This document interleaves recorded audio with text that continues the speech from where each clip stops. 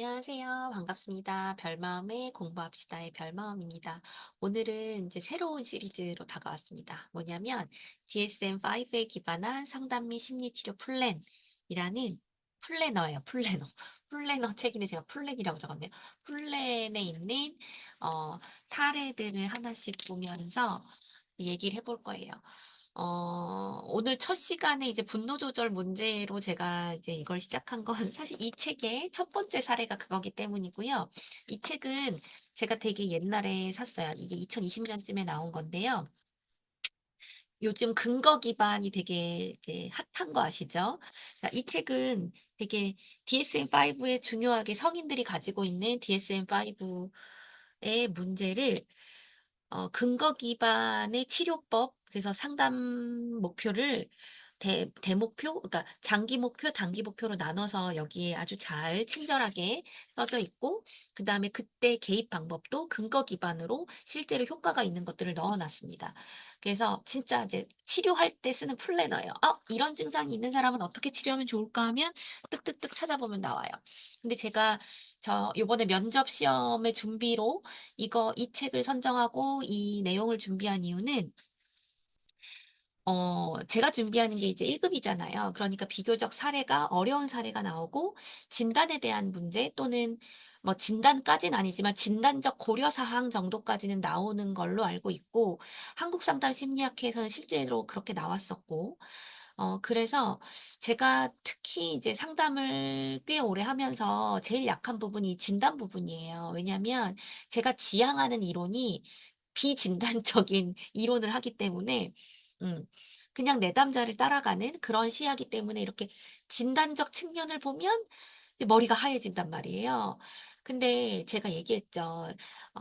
이 면접은 내가 좋아하는 것을 하는 게 아니라 어떤 통과 시험이란 말이에요. 그래서 1급 전문사라면 적어도 이 정도의 실력은 갖춰야 돼 하는 거니까 저희가 의사나 임상심리 전문가는 아니지만 그럼에도 불구하고 어, 우리가 만나는 사람들은 임상군이잖아요. 그래서 그 사람들의 어떤 진단에 대한 특징은 좀 명확하게 알아야 될 것 같고 그것을 좀 사례로 접목해 보는 시간을 가져보도록 하겠습니다. 그래서 오늘 저와 할 것은 제가 또 사례를 창작했어요. 창작했고 그것에 따른 장기 목표, 단기 목표, 개입 전략, 그리고 근거 기반이기 때문에 대체로 제가 지금 정리하면서 보니까 다 인지행동적 접근이라고 보시면 됩니다. 자, 넘어가겠습니다. 음. 그래서 제가 이 책을 선정한 이유가 있어요. 뭐 제가 정말 약간 전 취미가 책 사는 걸로 책을 많이 사고 있는데 이 책을 샀던 이유는 자, 내담자 맞춤 상담 계획을 세울 수 있는 근거 기반이 되는 책. 그래서 여기 이렇게 책에 보면 자세히 보면 EBT라고 써 있어요. 그렇게 역삼각형으로 표시가 돼 있어요. 그래서 근거 기반 개입이라고 하고 뒤에 보면 논문의 근거들이 다 나와 있어요. 그리고 사례 개념화를 통해서 장기 목표, 단기 목표, 개인 방법 구성으로 돼 있고 그 안에 이렇게 뭐뭐 이론에 근거해서 이렇게 한다라고 나와 있는데 제가 이렇게 쭉 살펴보니까 대체로 다 인지행동에 근거한 그래서 뭐 인지행동 치료 액트 그다음에 뭐 음, 동기감과 상담 또 최근에 나온 DBT 그다음에 행동수정 뭐 요 정도가 다 들어가 있는 근거 기반으로 들어가 있고 또 진단 및 행동 문제별로 적합한 상담 기법 및 전략을 들어가 있어요. 그래서 APA 미국 심리학회에서는 미국 심리학회가 아니고 미국의 정신건강에서 나온 게 DSM-5잖아요. 그리고 WHO에서 만든 게 ICD잖아요. 그거에 근거한 진단명들이 사례의 문제의 행동들의 이렇게 제시와 함께 나타나 있습니다. 그리고 무엇보다 저는 현재 한국 상담학회 1급을 준비하고 있잖아요. 그래서 이 책이 한국 아동 청소년 상담학회 연구 청소 7번째 책이에요. 한국 아동 청소년 상담학회는 한국 상담학회의 하위 분과예요. 그렇기 때문에 요 사례를 보는 것도 되게 도움이 될 것 같다. 그래서 지금부터 제가 좀 너무 늦게 시작하긴 했지만 제가 제일 약한 부분이 DSM-5 이상 심리학이라고 했잖아요. 그래서 여기가 진짜 몇십 개의 장애군 또는 문제가 나와 있는데 이걸 좀 최대한 제가 모르는 거, 잘 모르는 거 위주로 쭉 해보도록 하겠습니다. 그래서 그 첫 번째로 오늘은 분노 조절 문제예요. 자, 저와 챗GPT와 이 책에 나와 있는 분노 조절 문제가 있는 사람들이 행동적 정의에 근거해서 제가 챗GPT와 함께 사례를 만들어 봤습니다. 사례를 한번 읽어볼게요. 사례 1, 분노 조절 문제. 35세 남성 내담자 A씨는 IT 회사의 중간 관리자로 반복적인 분노 문제와 관련하여 가족의 권유로 상담소를 찾게 되었다. 그는 직장과 가정에서 격한 감정을 조절하지 못해 점차 주변 사람들과 갈등이 커지고 있음을 느끼고 있다. 최근 가족들과의 저녁 식사 자리에서 아내의 작은 잔소리에 폭발하여 식탁을 세게 치는 사건 이후 아내는 더 이상 아이들에게 나쁜 영향을 줄 수 없다며 A에게 강력하게 상담을 권유했습니다. 직장에서도 팀원의 실수로 과도한 질책과 물건을 바닥에 던지는 등의 행동으로 인해 팀원들과 불편한 관계가 지속되고 있다. 어린 시절 A는 매우 엄격한 부모 밑에서 자랐으며 부모가 정해둔 규칙을 따르지 않으면 심한 꾸지람을 들었다. 그는 항상 부모의 기대를 맞추기 위해 노력해야 했고 기대에 미치지 못했을 때 자기 자신에 대한 분노와 자책을 느꼈다고 회상한다. 이로 인해 A는 자신에게 높은 기대를 설정하는 것은 물론 타인에게도 동일한 수준을 요구하게 되었으며 기대에 미치지 못하는 상황에서는 분노가 치밀어 오른다고 한다. 자, 이 사례를 봤을 때 우리가 사례 개념화를 한다고 했을 때 저는 어떻게 틀을 지은다고 했었죠? 크게 세 가지. What, Why, How였죠. 기억나시죠? what이 뭐예요? 이 내담자가 누구인지, 이 내담자가 호소하는 문제, 증상은 무엇인지, 그 증상을 조금 더 인지, 정서, 행동적 특성으로 나타내고, 이 상담소에 오게 된 촉발 요인은 무엇인지가 what에 들어간다고 했어요. 그다음에 why. why와 how는 이론적 기반에 근거해서 한다고 했었죠. 근데 제가 아까 얘기했죠. 상담 및 심리치료 플래너는 근거 기반이기 때문에 대체로 인지행동 기반일 확률이다. 그러면 이제 그런 시각으로 이 사례를 보는 거예요. 일단은 왓을 볼게요. 왓은 35세 남성 IT 회사의 중간 관리자로 아이들을 키우는 아버지이자 남편입니다. 가족의 권유, 반복적인 분노 증상이 있는데 특히 아내의 권유로 오게 된 비자발적인 내담자고 아내가 밥 먹을 때, 다 같이 밥 먹을 때 남편이 잔소리 좀 했더니 갑자기 성질을 빵 내면서 식탁을 이렇게 꽝 친 거예요. 되게 폭력적인 행동이잖아요. 그래서 너 또 이러면 이혼이야. 아이들 앞에서 이러면 안 돼. 상담 당장 받아. 이래서 온 거예요. 이게 촉발 요인이죠. 그럼 이제 인지, 정서, 행동적인 특성을 볼게요. 인지, 행동, 특성은 정서는 반복적인 분노죠. 격한 감정을 조절하지 못하는 게 행동적인 특성. 그래서 분노 폭발하는 게 작은 거에서부터 분노 폭발을 하는 게 행동적인 특성이고, 인지적인 특성은 여기서 뭐 있어요? 기대에 미치지 못했으면 나쁜 사람. 그러니까 화가 난다. 쓸모없다. 근데 이게 나만 가지고 있는 게 아니라 타인에게도 어, 기준에 미치지 못하면 잘못된 거다. 쓸모없다. 화가 난다. 분노와 자책, 나는 쓸모없다, 타인도 쓸모없다. 뭐 이렇게 보는 거예요. 이런 특성이 있습니다. 그 상태에서 다음으로 갈게요. 자, 이렇게 이 사례를 봤을 때 이 A씨는 어떤 진단을 내려줄 수 있을까? DSM-5에 근거해서 한번 볼게요. 짜잔. 제일 먼저 떠오르는 건 이거여야 돼요. 뭐예요? 간헐적 폭발 장애. 네. 간헐적 폭발 장애는 여기에 나와 있듯이 생활 영역, 실제 나이가 6세 이상 또는 행동 특성이 6세 이상이어야 되고, 이 다음 하나 1번과 2번 둘 중에 하나를 가지고 있으면 됩니다. 1번은 언어적 공격성에 분노 발작, 장황한 비난, 논쟁이나 언어적 다툼 또는 재산, 동물, 타인에게 가하는 신체적 공격성이 3개월 동안 평균 일주일에 2번 이상 발생한다. 단,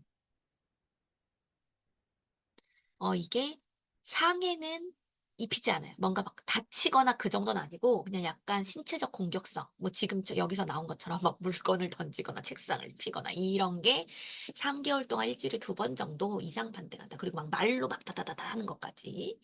그다음 2번, 재산 파괴나 동물이나 다른 사람에게 상해를 입힐 수 있는 신체적 폭행을 포함하는 폭발적 행동을 12개월 동안 3번 이상 보인다. 음.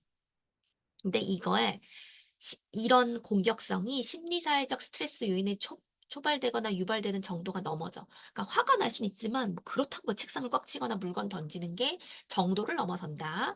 그다음에 이게 미리 계획된 거야. 저 사람을 내가 해쳐야지. 내가 오늘은 반드시 화내고 말 거야가 아니라 갑자기 이렇게 한 거. 그다음에 뭐 뭔가 목표를 달성하기 위해 협박하기 위해 돈을 받아내기 위해서 폭력적인 행동을 한 건 아니다. 네. 그러면 이 A씨는 제가 봤을 때는 1번에 해당하는 것 같죠? 그래서 여기 보면 써 있어요. 상황에 맞지 않는 공격적 행동, 책상 물건을 던지거나 식탁을 주먹으로 치기 등. 그 다음에 사회적, 가정에 내에서 직업적에서 문제를 요구하라는 과도한 분노 표출. 자, 1번에 해당되겠죠? 그래서 간헐적 폭발 장애로 진단해 볼 수 있겠습니다. 진단을 이제 고려해 볼 수 있겠습니다. 근데 제가 여기 1번이라고 적어 놨잖아요. 그래서 또 여러 가지도 고려해 볼 수 있겠다. 가장 주된 건 제가 봤을 때 메인은 이 간헐적 폭발 장애인데요. 이 책과 제가 이제 봤을 때 성격장애군도 해당될 수 있겠다. 또는 양극성 장애에서 약간 조증의 상태, 양극성 제1형이나 제2형의 상태도 고려해 볼 수 있고, 음, 또, 음, 편집성 성격장애도 고려해 볼 수 있고, 컨덕트 디스오더, 그러니까 품행장애도 고려해 볼 수 있고, 그 다음에 외상후 스트레스 장애. 외상후 스트레스 장애도 너무 심하면 이런 분노나 이렇게 작은 거에 막 되게 막 그럴 수 있거든요. 그리고, 음, 경계선 성격 장애도 고려될 수 있습니다. 근데 이제 여기서 봤을 때 경계선 성격 장애는 아주 이제 메인 특징이 대인관계와 자아상 및 정동의 불안정성과 심한 충동성. 맞는 것 같죠? 이 사람은 관계에 있어서도 되게 불안정하고, 진짜 직장 사람들하고 사이가 안 좋고, 부인하고도 사이가 안 좋아요. 그리고 자신에 대해서도 실수라면 나는 쓰레기야. 뭐 나는 되게 나쁜 사람, 타인도 되게 막 이상하게 보고, 또 화를 충동적으로 확 내버리는 이런 게 있다. 어. 그러니까 맞을 수도 있겠네. 근데 경계상 성격 장애는 9가지 중에 5가지가 해야 돼요. 그래서 여기 9가지 한번 볼게요. 실제적인 또는 가상적인 유기, 버림받음을 피하기 위한 필사적 노력. 이분 이슈는 A는 사실 버림받기 위한 이슈는 없어요. 이건 해당이 안 되는 것 같고, 극단적인 이상화와 평가절하의 극단 사이를 왔다 갔다 하는 불안정하고 강렬한 대인관계의 양식. 이것도 사실 구체적으로 나와 있진 않습니다. 이상화와 평가절하가. 하지만 3번 정도는 해당될 수 있을 것 같아요. 정체관 혼란, 심각하고 지속적으로 나타나는 불안정한 자아상 또는 자아감. 그다음에 자신에게 손상을 줄 수 있는 충동성이 최소 두 가지 영역에서 나타난다. 낭비, 성관계, 물질남용, 무모한 운전, 폭식. 요건 없는 것 같고. 5번 반복적인 자살 행동, 자살 신용, 자살 위협, 자해. 이것도 아직은 나타나지 않죠. 6. 현저한 기분 변화에 따른 정동의 불안정성. 이건 해당되는 것 같아요. 간헐적인 심한 불쾌만, 과민성, 불안이 이렇게 막 계속 지속되진 않고 욱한다. 이런 거 맞죠? 그리고 만성적인 공허함. 어, 부적절하게 심한 분노를 느끼거나 분노를 조절하지 못한다. 이것도 맞죠. 음. 스트레스와 관련된 편집증적인 사고나 심한 해리 증상을 일시적으로 나타난다. 이건 아직 잘 모르겠어요. 근데 만성적인 공허함은 좀 맞은 것 같기도 해요. 그래서 어, 이거는 이제 확 딱 봤을 때 딱 경계선 성격장애다라고 볼 수는 없다. 그런데 중요한 타자에게 정서적 학대를 가하거나 폭발적 분노를 보이고 특히 아내한테 그러고 있죠. 그다음에 관계에서 자주 발생하는 불안정감과 정서적 혼란감과 폭발적인 어떤 충동적인 거 조절 못한다는 건 그래요. 그래서 이가 지금 사례만 봤을 때는 사실 어 IED 그러니까 간헐적 폭발 장애는 확실하다. 그런데 만약에 이게 되게 만성적이라면 어렸을 때부터 지속됐고 또 버림받기 위해서 되게 불안해한다. 뭐 이런 구절이 등장한다면 또 두드러진다면 탐색을 더 했을 때 경계선 성격 장애 진단도 고려해 볼 수는 있겠다. 이해 가시죠? 네. 넘어가겠습니다. 그럼 이제 어떻게 개입할 것인가? 이제 Y Y는 인지행동이기 때문에 어렸을 때부터 시작된 그런 부모님으로 시작된 조건적인 어떤 성공했을 때 칭찬해주고 그렇지 않을 때 되게 비난하는 부모님의 반응들. 그로 인해서 어, 완벽해야만 해. 실수하면 안 돼. 실수하면 나는 나쁜 사람이야. 그런 것들이 좀 내재돼 있는 거로 보시죠. 그런 어, 자동적 사고가 있고 그다음에 핵심신념이 좀 있는 걸로 보이죠. 그래서 그런 인지를 바꾸는 것도 중요하지만 이 사람은 간헐적 폭발 장애이기 때문에 행동적인 게 굉장히 두드러진단 말이에요. 그래서 일단 인지행동에서도 행동에 좀 집중하는 기법으로 보여집니다. 인지행동 안에 크게 행동수정, 1기는 행동수정, 행동치료, 2기가 인지행동, 3기가 뭐예요? 수용전념 치료나 DBT 같이 마음 챙김을 포함하는 걸로 이렇게 세 개가 나뉘잖아요. 그래서 이 간헐적 폭발 장애는 인지행동, 근거 기반 중에서도 좀 더 행동수정, 올바른 행동을 학습하지 못했다. 분노 조절, 감정을 제대로 이제 하지 못한다에 초점을 맞춰서 장기 목표를 잡아보았습니다. 이거 제가 잡은 거 아니고 이 책에 나와 있는 거 제가 근거 기반 내용만 옮겨 적은 거예요. 자, 1. 분노와 과민 반응의 수준을 낮추기 위해 분노 조절 기술을 배우고 실행한다. 2. 주장 및 갈등 해결 기술을 사용하여 예의 바른 의사소통을 증가시킨다. 이 사람은 의사소통 기술이 예의 바르지 않고 되게 직선적이고 무례한 경향이 있죠. 이런 거를 예의 바르게 의사소통을 증가시킨다. 3. 분노하는 사고, 감정, 행동의 원인을 명확하게 알고 이에 대한 인식을 향상시키며 공격적인 분노에 대한 반응을 배운다. 4.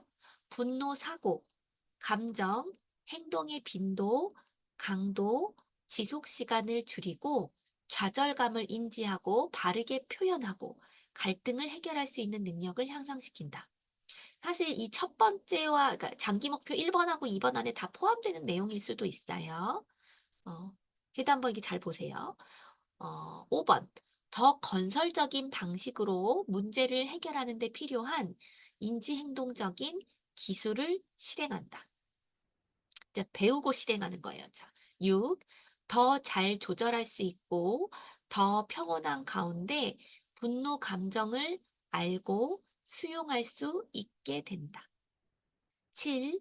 일상적인 기능을 향상시킬 수 있는 건설적인 방식으로 분노 감정을 다룰 수 있게 된다.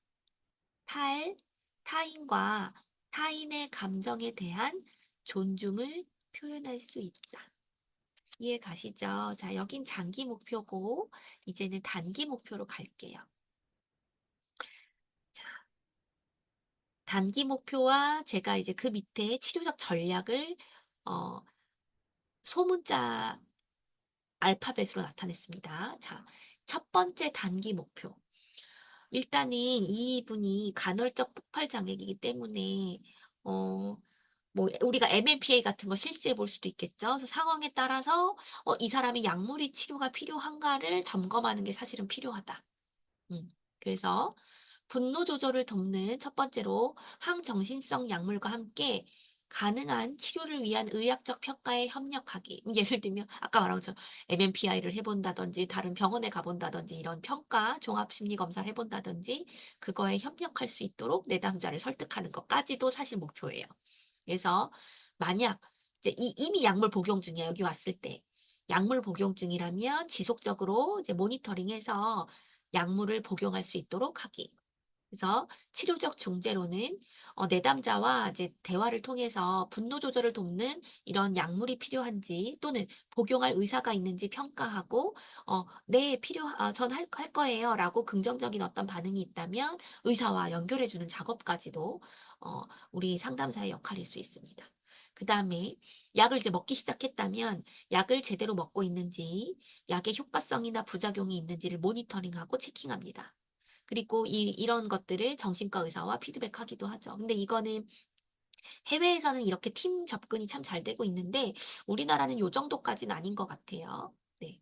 그다음 두 번째의 단기 목표는 사람, 상황, 다른 분노 촉발 요인에 대해 일지 쓰기. 이제 보면 이게 기록하는 거죠. 내가 왜 화가 나는지를 모니터링하는 거예요. 그래서 사고, 감정, 행동을 기록하자. 사고 기록지와 같은 거예요.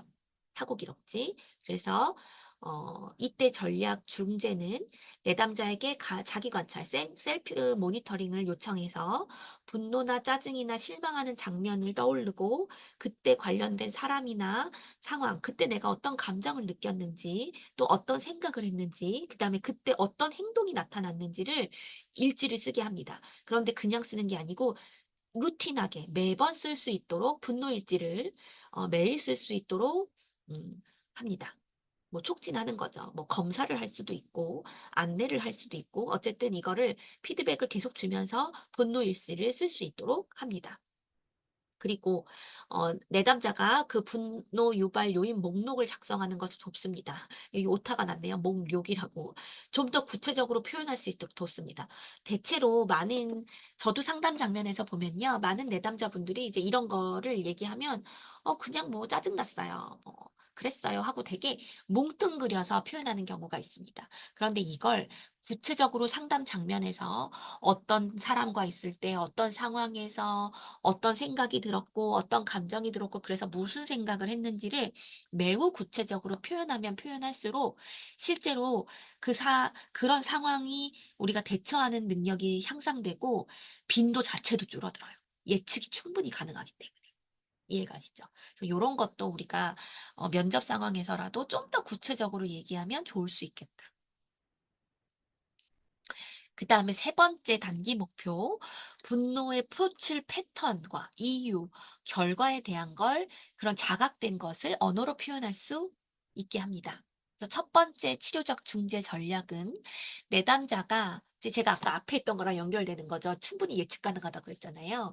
내담자가 분노를 예측 가능하게 상호작용하며 예를 들면 기대에 어긋날 때 분노가 올라온다. 음. 아까도 거기 써 있었죠. 상대방이 또 기대에 나와 같은 기준에 미치지 못할 때 나에게도 화가 나지만 상대방에도 아까 분노가 난다고 했잖아요. 그런 것들을 조금 더 구체적으로 사례들과 함께 이제 됩니다. 그리고 그게 이해되면서 그러면 이때 변화할 수 있는 차원 여기 인지, 생리, 정서, 행동이라고 있어요. 그러니까 뭐냐면 화는 날 수 있지만 그 화의 정도를 내가 조절할 수도 있고 만약에 내가 되게 피곤한 상황이었으면 더 화가 많이 날 수도 있겠죠. 뭐 여성일 경우에는 PMS 기간일 땐 좀 더 이런 게 올라올 수 있고 또는 내 생각이 완전 파국파. '아 얘는 망했어.' 또는 '이번 생은 망했네. 맨날 저러네.' 약간 저런 것처럼 되게 비합리적인 신념이나 인지 왜곡 같은 걸 딱 잡아내서 할 수도 있고 행동도 막 과하게 막 물건을 던지거나 하는 것 말고 조금 더 이렇게 다양하게 이렇게 볼 수 있도록 재개념화하도록 돕습니다. 그러니까 이게 뭉뚱그려서 화난다가 아니라는 거예요. 이해 가셨죠? 그다음 B는 이게 "화내는 건 안 좋아."라고 말하는 것보다 좀 더 구체적으로 이걸 하는 거예요. 내담자에게 분노가 자신의 삶에 부정적인 영향을 미치는 방식 연결하도록 요청한다. 막 이 말을 되게 길게 써 놨는데 이게 화가 났을 때 나의 삶에 미치는 부정적인 영향들을 나열해 보는 단순하게 화는 나쁘다가 아니라 화로 인해서 나빠지는 것들. 네. 타인을 일단 해하게 되면 철컹철컹이죠. 그리고 또 나한테 하는 건 자해죠. 그러니까 일단 그건 해롭다. 자해 타인은 다 해롭고 그다음에 철컹철컹, 그러니까 법적인 갈등이 생길 수도 있다. 그다음에 자신과 타인으로부터 존경을 잊는다. 존경을 잊는 정도가 아니라 관계가 마칠 수도 있겠죠. 아까 부인이 제가 막 그랬잖아요. "너 야 이렇게 하면 이혼할 거야." 이러고 아니면 회사에서도 잘릴 수도 있고. 네. 그리고 재산 파괴, 돈 금전적 손해 이걸 물어주고 이런 일이 있을 수 있다. 이런 것들을 되게 구체적으로 표현해 보게 하는 거. 근데 이게 우리가 상식적으로 당연한 거 아니야 하는데 모르실 수도 있다. 실제로 내담자들하고 얘기해 보면 이런 거 모를 수 있어서 되게 구체적으로 하는 거 중요해요. 그다음 세 번째 C, 내담자가 분노를 관리했을 때 생기는 긍정적인 결과를 식별할 수 있게 돕는다. 예. 내가 되게 부드럽게 사람들과 갈등을 해결하면 존경을 받을 수도 있고, 타인이 나에게 긍정적인 인식이 생겨서 협조를 해줄 수도 있고요. 또 화를 안 나면 신체가 건강해져요. 실제로 화를 많이 내는 사람은 혈압도 높고 막 그러단 말이에요. 그래서 신체 건강도 좋아진다. 화가 안 내면 머리도 덜 아프고 막 이럴 거 아니에요. 그 시간에 이제 좀 더 편안하게 나를 위한 활동을 할 수 있으니까요.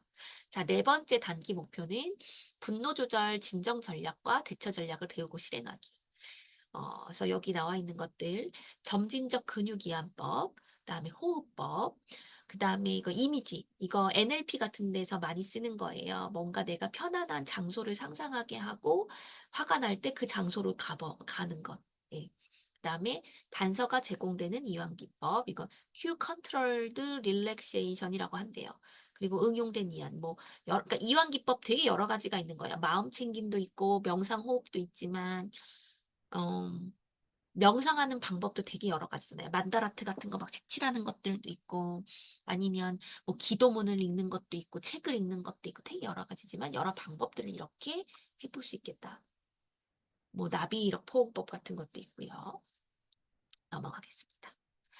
자, 다섯 번째 단기 목표는 대인관계 문제를 관리하기 위해 문제 해결 혹은 갈등 해결 기술을 배우고 실행하기.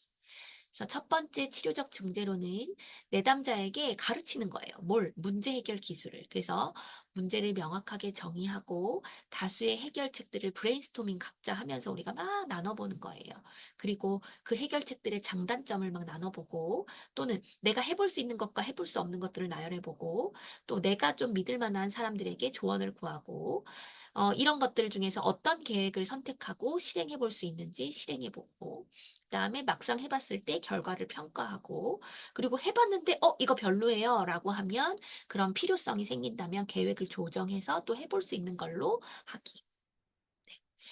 그다음에 B, 내담자에게 갈등 해결 기술, 예를 들면 공감하는 방법, 적극적으로 경청하는 방법, 나 전달법으로 말하는 방법, 존중의 대화, 뭐 7가지 사랑의 대화 이런 거 있죠. 그다음에 공격 없이 자기 주장하는 거, 타협하는 기술들을 가르칩니다.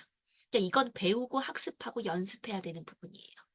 그 다음에 현재 겪는 몇 가지 갈등. 자, 직장에서 겪는 갈등, 가족끼리 함께 식사하면서 뭐 벌어지는 갈등들 예측 가능한 거 있잖아요. 그거를 상담 장면으로 가지고 와서 상담자가 모델링을 하고, 그 다음에는 역할극을 해보고, 그 다음에 그걸 행동을 예행 연습을 해보면서 여러 가지 방법으로 활용하는 것들. C, 중요한 타자. 가족, 직장 동료와 같이 있는 상황에서 내담자가 자기 주장, 문제 해결, 갈등 해결 기술을 옮길 수 있도록 합동 회기를 진행하기. 이게 무슨 뜻이냐면 상담 장면으로 초대한다는 뜻이에요. 아내를 오게 할 수도 있고 직장 동료를 오게 해서 이걸 함께 해보는 거예요.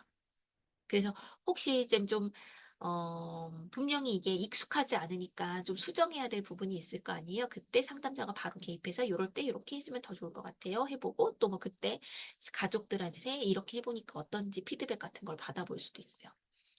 이게 진짜 효과적인데 저는 가족 상담을 전공도 했기 때문에 이런 가족 상담 장면에 와가지고 이런 걸 종종 하거든요. 효과적이긴 한데 시간 맞추기도 힘들고 여기까지 오게 하는 게 굉장히 도전이 됩니다. 그다음에 여섯 번째 단기 목표 넘어갈게요. 상담자와 함께 새로운 분노 조절 기술 훈련하기. 네. 그래서 뭐냐면 내담자 맞춤형이라는 거잖아요. 내담자 요구에 맞는 신체적 전략, 인지적 전략, 의사소통, 문제 해결, 갈등 해소 기술 등을 조합하여 내담자 맞춤형 전략을 구성하도록 내담자를 조력합니다. 상담자가 되게 보편적인 방법을 안내해 주는 건 아까 5번 뭐 앞에서 했던 거에서 알려줄 거예요. 그런 다음 나에게 맞는 것을 맞춤형으로 이렇게 목록화 해보는 거. 그 다음에 이것도 중요해요. 전략이 안 통하는 상황, 예측되는데 막, 나 이거 못할 것 같아 하는 예측되는 상황들 있잖아요. 진짜 최악인 상황들. 그런 것도 미리 상상해보고, 그때는 어떻게 할 수 있을지를 미리 얘기해보는 것도 되게 되게 중요합니다. 그 다음 세 번째, 새로운 분노 조절 기술을 능숙하게 활용할 수 있도록 이완, 심상, 행동 예행 연습, 모델링 역할극, 실제 상황에 노출, 행동 실험 등을 포함한 여러 전략들을 사용해 볼 수 있습니다.